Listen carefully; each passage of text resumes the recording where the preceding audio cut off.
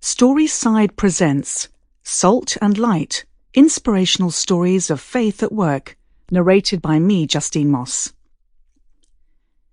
Introduction. We have a disconnect. The faith that Christians in Singapore profess around our neck isn't always a faith that can be discerned through our mouths or our hands, especially when it comes to a faith lived out at the workplace. One of the joys of living in a multiracial, multi-religious country is the fact that because we rarely face persecution for our faith, most Christians feel no need to hide their religious allegiance. In a national survey of Christians in the marketplace, conducted as a precursor to Salt&Light, 91.3% of respondents said most people at work know I'm Christian. In the demographically representative survey of 2,000 Christians, Protestant and Catholic, in Singapore conducted between 2016 and 2018, only 13.7% of respondents said they keep their religious beliefs private at work. On the surface, that's hugely encouraging. That means that 86.3%, more than 6 in 7, are open to their colleagues knowing that they are Christian. In fact, 91.1% said daily life would be meaningless without a sense of spirituality. Even more, 94.2% said they agree or strongly agree that their faith has a considerable influence over all aspects of their life. So clearly, Christians in Singapore know that their faith should inform all of their life, all of the time. Yet when asked about how this is specifically lived out in their lives, the answers in the survey don't seem to match the big picture convictions. For example, when asked how often they try to apply biblical principles on values and ethics at work, 49.8% of those surveyed responded that they never did so, or only did so rarely, sometimes. That's a far cry from the 9 in 10 we saw earlier. Under a quarter of respondents, 22.3%, declared they were purpose-driven Christians living out their calling in the workplace.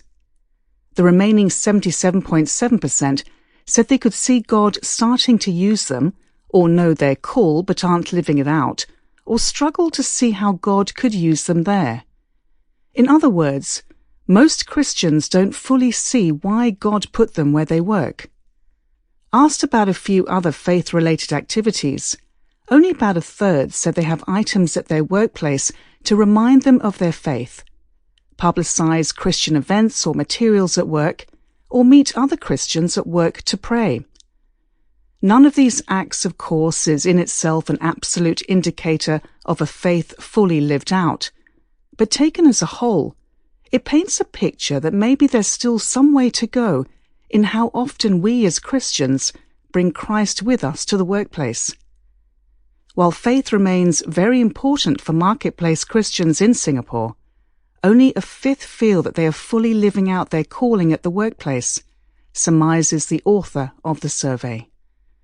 So, we have a disconnect between the theory and the reality of faith at work. But you didn't need a survey to tell you all that. You know it's true, because if it were you doing the survey, maybe you'd struggle to call yourself truly purpose-driven every day at your cubicle.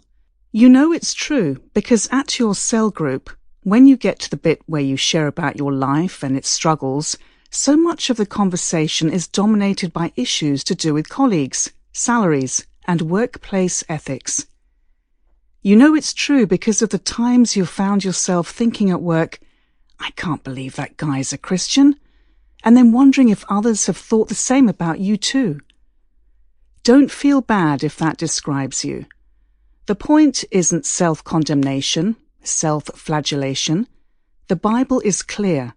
We don't see the reality of our situation just so we can be resigned to it. We take pause, take stock, then take action. Appropriate steps to ensure we're doing things God's way. But how does it look to work God's way? The truth is that faith and work aren't meant to be separate, competing realms. Work is meant Sample complete. Ready to continue?